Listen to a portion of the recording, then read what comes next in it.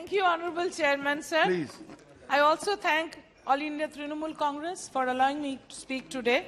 And I seek your intervention and protection from the heckling that has been going on. Right from yesterday, I have been watching whenever the opposition speaks, there is heckling going on from the Treasury benches. So I seek your indulgence for 10 minutes, not more than that. As I oppose this totally opportunistic and anti-people budget. Sir, this budget comes with its Saptarshi value system, including inclusive development reaching the last mile, infrastructure and investment, unleashing the potential green growth, youth power and financial sector. This seems a lot of lofty claims without any substance in it. Strangely, not one sentence has been given by the Honorable Finance Minister, herself a lady, encouraging proposals for the women of the country. Except the Deen Dayal Atmodaya Yojana National Rural Livelihood Mission, even the self-help groups are actually organized by the state governments, not by the central government. Besides the mundane, one would have expected out-of-the-box schemes for emancipation and economic empowerment of women, including the urban poor student.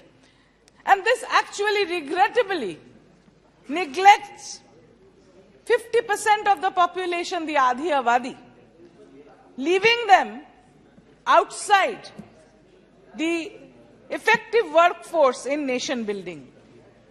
So this budget cannot be termed inclusive, nor can it be termed Sabka Saath, Sabka Vikas.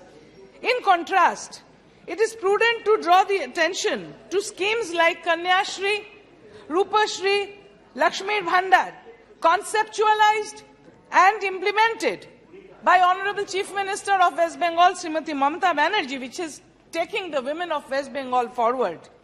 A woman empowered is 2 generations empowered, not only her generation, even her children. So I appeal to the Honorable Finance Minister for sufficient fund allocation for reproductive health care of women, menstrual health care of women, subsidy for their educational loan, tax benefits, and for help towards entrepreneurship of women. Thousands of posts are lying vacant, sir, but there is not a word about employment for the unemployed youth. The new data governance regime, which is being talked about, if we go by the trajectory of the Digital Personal Data Protection Bill 2022, this could be another attempt to obscure data protection in the country. Considering the fact that this was actually the last budget before we go into the polls in 2024, this looks more like an appeasement towards the middle class. Of course, the tax benefit given is welcome and appreciable, but already when the bank has raised the repo rate by 25 basic points, the onus is coming onto the middle class as far as the home loan or car loan is concerned, and that is going to be higher by 6.5%. Sir, we have 3.7 crore unemployed youth in India, but not a word has been spoken about them. Let us make it clear that the mere rebate of 50,000 for the lower limit of taxable income is no relief for the middle class. It is more like a drop in the ocean. While the tax slab reduction has been announced, nothing has been said on the unemployment, on the cost of petrol and diesel, which is really telling on the purse of the middle class and the lower middle class people, and the debt the country has on it.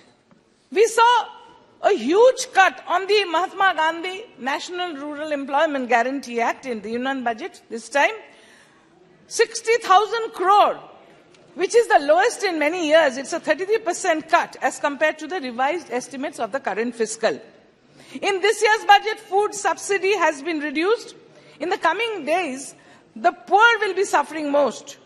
Meanwhile, the Bengal government provides ration free of cost at the doorstep of the poor people through the Duare Ration. So, we call our government for the people, by the people, of the people. Let this central government also be for the people, by the people and of the people as far as the constitutional promises go. The union budget, this union budget, has promised that there is a reduction of price in the cooking gas, the LPG. At the moment, we have to pay 1,170 rupees. There has been a hike for rupees 70 and a reduction in rupees 4. So who are they trying to fool? And about the Ujjwala Yojana, it is said that so many lakhs of women were given this connection. It is a welcome move. We thought the women are going to be relieved from the smoke. But they don't have money to buy the refill of the cylinders. They could use only the first cylinder given, but now there is no money in the hand of the poor people. Hand of the poor people should be furnished by direct transfer in their accounts of funds so that the economy can take off again after the pandemics.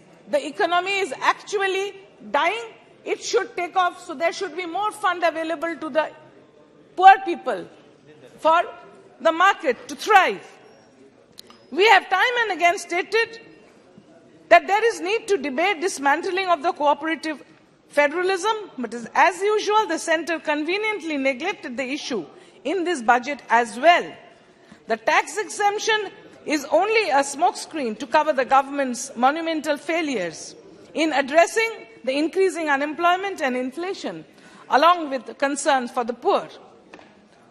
What has the centre done for the self-help groups, the ASHAs, the ICDS workers? They are finding it very difficult for the ends to meet. And the farmers, the minimum support price has not been spoken about. And the promise for the farmers for enhancement of their income has not been made. And as far as the medical research possibilities are concerned, there is a proposal for research with ICMR, which is a very welcome move. But I would like to draw the attention of the Honourable Minister that there is a high burden of diabetes in the country. It can also be called that India is the diabetes capital of the world. Nothing has been said about it, and we would really request that for creating consciousness, awareness of the scare that people are getting of diabetes, we should do away with it and guide them properly, so that diabetes does not become another killer disease. It affects the eyes, the kidney, the heart. So we should be allotting more money for the diabetes. The growth forecast in this budget and by the economic survey is 7, in contrast to 8.7 of the last fiscal, which is actually lesser than the last time. Anyway, this seems to be a hastily prepared, mindless document with no plan for employment generation and no relief for farmers, daily earners and women. So I draw her attention, the Honourable Minister, to these facts. Thank you, sir.